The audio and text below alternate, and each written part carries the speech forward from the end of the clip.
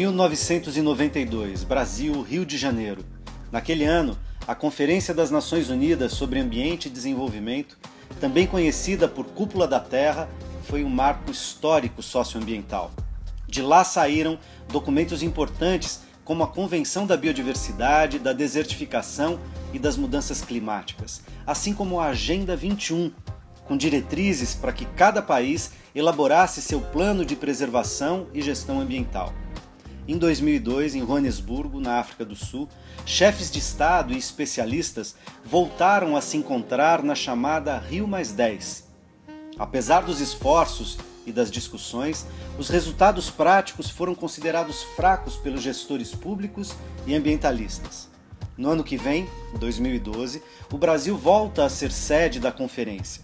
A Rio+20 deve reunir representantes de mais de 150 países e mobilizar governos e sociedade civil em torno de dois temas centrais: economia verde e governança global para a erradicação da pobreza. Mas será que esse encontro será capaz de criar diretrizes globais e fomentar o compromisso das nações para conciliar as necessidades legítimas de desenvolvimento econômico e social com a obrigação de manter e recuperar qualidade nas condições do planeta para as próximas gerações? Participar e fazer esse debate, vislumbrando mudanças nas formas de produção e de consumo, e também nos modos de viver e de conviver, é buscar caminhos para habitar um planeta viável, melhor e mais justo, hoje e no futuro. Olá, o Melhor e Mais Justo de hoje discute movimentos preparatórios, expectativas e desafios para Rio+20. Para essa conversa convidamos Maria Zulmira de Souza, jornalista ambiental, Murilo Andrade Vale, coordenador do curso de Engenharia Ambiental do Centro Universitário Fundação Santo André, e Rogério Aparecido Machado, professor de Meio Ambiente e Química do Mackenzie e da FASB. Bem-vindos. Segundo o relatório Planeta Vivo, divulgado em 2010 pela rede WWF, a demanda humana por recursos naturais já chega a 50% a mais do que a capacidade de reposição da nossa biosfera. A conclusão do estudo é de que, se continuarmos a consumir além da capacidade do planeta, até 2030 precisaríamos de algo como uma produção equivalente a 2 planetas. Se considerarmos o estilo de vida de populações, por exemplo, dos Emirados Árabes ou dos Estados Unidos, seriam necessários 4,5 planetas para atender a população mundial. O que deve estar pautado na Rio+20 para evitar o esgotamento dos estoques mundiais de recursos naturais, limitar o consumo e a produção excessivos e diminuir diferenças de padrão entre nações. De novo, bem-vindos. Vou começar pelas moças, porque afinal de contas somos todos cavalheiros. Zulmira, bem-vinda. Obrigada. E aí, o que esperar da Rio+20 e quais seriam as prioridades para a gente debater nessa importante conferência? Bom, eu vou parafrasear um famoso ambientalista, João Paulo Capobianco, nas vésperas da Eco 92, quando a mesma pergunta foi feita, aí ele disse: nada. O silêncio se seguiu, né? Justamente porque Momentos não dá... de silêncio constrangedor. Porque não dá exatamente para você saber o que esperar. A gente está num momento em que as forças do mundo, né? Você tem várias coisas acontecendo, você tem problemas econômicos na Europa, você tem problemas econômicos nos Estados Unidos. A gente está num momento assim que não dá para saber exatamente o que vai acontecer em junho do ano que vem. Mas o que dá para a gente pensar é que dá para acontecer um mundo de coisas também. Então é sobre isso que a gente vai falar aqui. Entre o nada e o tudo é o que nós vamos estar falando aqui. E calhou de ser num momento delicado, quer dizer, 20 anos depois, a Rio+20, em junho de 2012, calhou de ser num momento econômico delicado para o mundo, a crise europeia, etc. Isso torna ainda mais, digamos, delicada mesmo, ou tensa as questões que podem ser debatidas por lá? Olha, com certeza, porque a gente tem um momento do planeta muito diferente.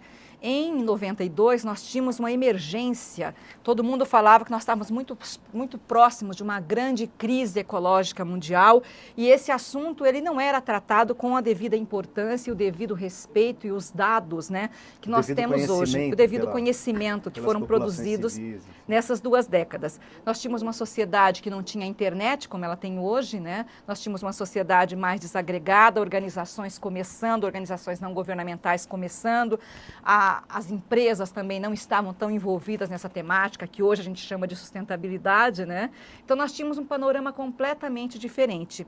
E nós tínhamos países muito interessados em chegar a algum retorno, alguma coisa concreta naquela reunião. E hoje a gente tem uma coisa completamente diferente. A gente tem uma situação mundial onde a Europa, onde estão lá alguns dos grandes doadores, os grandes investidores nessas questões ambientais, passando por problemas, e o Brasil e a China, Unidos, né? E o Brasil e a China mudando de posição. Então a gente tem aí uma configuração mundial muito diferente. Uma nova geopolítica, uma nova geoeconomia. Né? Exatamente. Vou dar uma balançada, vir para o lado de cada mesa. Murilo, se a Zumira tem razão, se a Zuzu tem razão, então a gente não deve ter expectativas, pode acontecer qualquer coisa, mas o que na tua opinião, precisaria ser discutido efetivamente na Rio+20?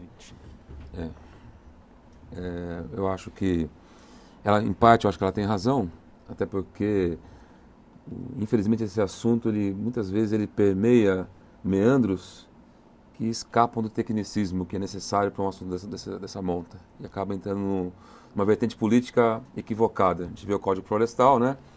Por mais que a sociedade civil organizada, por mais que a SBPC, universidades tenham batido, e a gente continua num marasmo, uma minoria política que quer mudar alguns rumos. Então, acho que o grande impasse que nós temos é que a gente depende de poucas pessoas que não querem depender de quem conhece determinados assuntos que têm finalidade e que têm viés técnico. Eu acho que esse é um escape. Mas, por outro lado, eu acho que a gente dá para esperar algumas coisas, até mesmo numa linha que ela falou, que uma coisa que eu gosto, é o movimento social. Hoje, os meninos, os jovens aí de hoje, os meninos dos 15 aos 25 por aí, eles conseguem se comunicar com uma rapidez, com uma velocidade.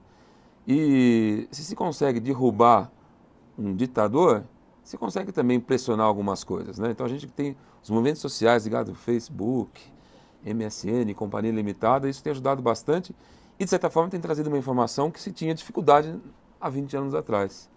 O Rogério me falava ali na salinha antes da gente entrar no estúdio, dizia assim, talvez a grande questão para essa conferência, na medida que um dos temas centrais é a questão da economia verde e tal, mas não só por isso, uma das grandes questões para pensar o meio ambiente e tal, no fim das contas, em grande medida é a questão econômica. Quer dizer, todo mundo é ambientalista, quem tem dinheiro para patrocinar, quem amplia a fronteira agrícola, produz, etc., todo mundo se diz ambientalista, preocupado, responsável ambientalmente, etc., mas desde que não tenha que gastar muito. Se tiver que fazer um equilíbrio na balança e pesar muito do ponto de vista do bolso, o cara já não é tão ambientalista assim. Então, Rogério, traz essa questão ambiental para o debate da Rio+20, porque essa vai ser uma questão central lá ao se discutir economia verde ou não.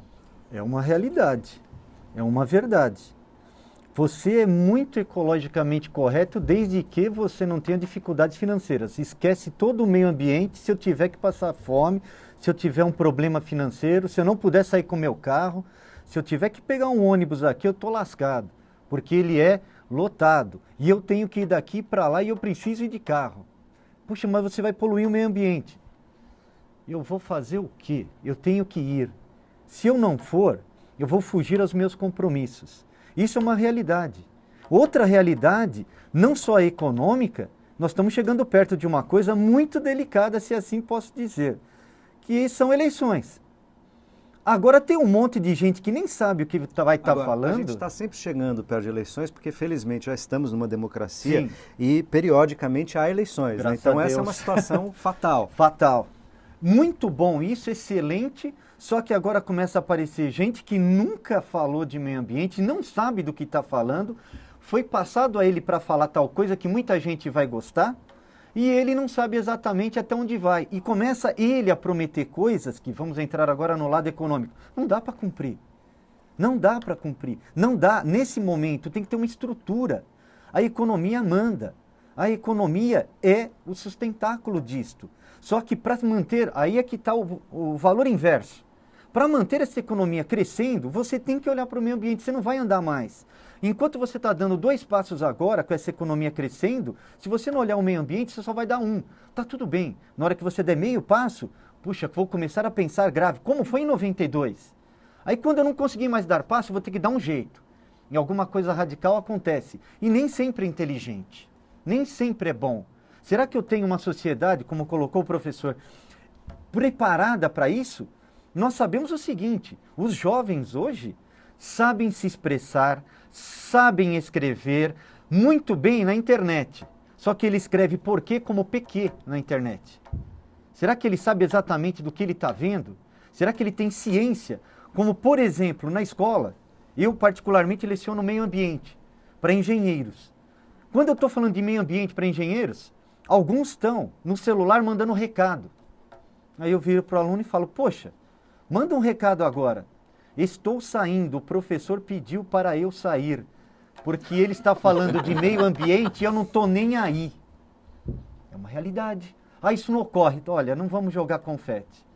Vamos ser bem mais realistas. Agora, deixa eu entrar na sua, digamos, nessa posição que um tanto quanto pessimista, me pareceu, pelo menos, depois se eu estiver errado você me corrige, vou botar a Zumira de novo na conversa, na seguinte direção, quer dizer, transformações de tal monta, que são transformações em muitas variáveis, em valores, em hábitos, em costumes, em condições culturais, em certas dimensões de consumo que a gente aprendeu a valorizar, quer dizer, durante muito tempo, né, a sociedade, e não só a indústria, mas a sociedade com os governos, a sociedade civil, as empresas produtoras, por exemplo, fomentaram toda uma economia baseada no automóvel, baseada no óleo diesel, etc. Quer dizer, essas coisas não se desmontam, não se transformam do dia para a noite.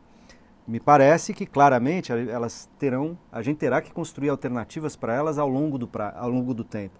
Mas a gente já não andou, Zumira, de 1992, quando essas questões sequer estavam fortemente na agenda de todo mundo.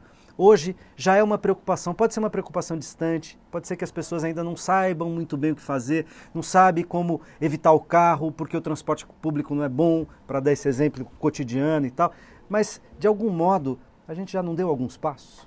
Eu acho que a gente deu muitos passos, né? Eu acho que é até legal lembrar para quem está em casa, porque a gente fala um tanto de coisa aqui como se todo mundo estivesse sabendo tudo que está acontecendo, né? Bom, não está todo mundo sabendo, até porque a gente tem hoje acesso a tantas informações que é difícil você saber exatamente o que é importante para a sua vida, né? Então, a gente está falando aqui de uma coisa que aconteceu de 3 a 12 de junho de 1992, que foi a ECO, a Rio 92, no Rio de Janeiro. Foi a principal conferência já realizada até hoje no mundo pela Organização das Nações Unidas, né? Que trouxe para um primeiro plano da agenda internacional as questões mais importantes relacionadas a mudanças climáticas, a biodiversidade, florestas.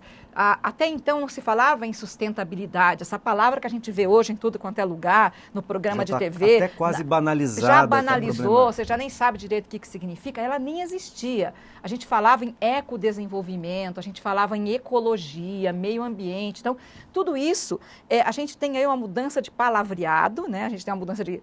Várias palavras foram introduzidas na nossa vida a partir disso. Biodiversidade é uma delas, né? Então, a gente falava diversidade biológica, né? Então, essas palavras não estavam no nosso dia a dia. Hoje elas estão no livro da escola, você aprende desde criancinha o que é sustentabilidade, você já sabe que o clima do mundo está meio louco, que você não sabe direito o que vai acontecer hoje, o que vai acontecer amanhã. Então, isso eu estou contando de um jeito assim, para a gente perceber que há 20 anos nada disso fazia parte do nosso dia a dia. Hoje da isso nossa faz... cultura, das nossas preocupações, dos nossos interesses. Hoje já das faz, leis, né? Das Exatamente. nossas leis. Do cotidiano. A gente isso. tem isso no nosso cotidiano. Você não tem como falar que você não sabe que está acontecendo alguma coisa no clima. Você não tem como falar que você não sabe que tem coleta seletiva, que os lixos devem ser separados. Quer dizer, tudo isso você aprende, você pode não praticar. Mas informação você tem. Né? Você Buraco tem, na camada de ozônio. tem o buraco na... Pode ser que a gente não consiga tocar o coração das pessoas, mas a gente passa a informação. Né? Então, acho que isso é uma grande mudança que a gente pode observar da Eco 92, da Rio 92 até agora. Então, a gente tem uma sociedade que está recebendo mais informações. Mas até o quanto que realmente de mudanças efetivas estão acontecendo é o que a gente pode questionar. Eu acho que muitas coisas aconteceram e estão acontecendo. Algumas coisas muito boas, como, por exemplo, a gente tem empresas que são sérias e que incorporaram nas suas políticas, né, a questão de sustentabilidade como parte do seu negócio. Então, tem um tanto de empresa que você sabe que a gente fala greenwashing, que é lavagem verde, aí que é o cara que quer ficar bonitinho para o mercado, mas que não está fazendo nada. Mas tem muitas empresas que estão fazendo. Faz uma maquiagem verde. É uma mas maquiagem, no fundo... pinta ali, né, bonitinho, arvorezinha ali, então pintou, o cara tá legal. Mas, e você tem também coisas muito complicadas acontecendo, como a questão do Código Florestal. No Brasil, da votação do novo Código Florestal, que a gente tem um grande retrocesso que pode acontecer no Brasil, né?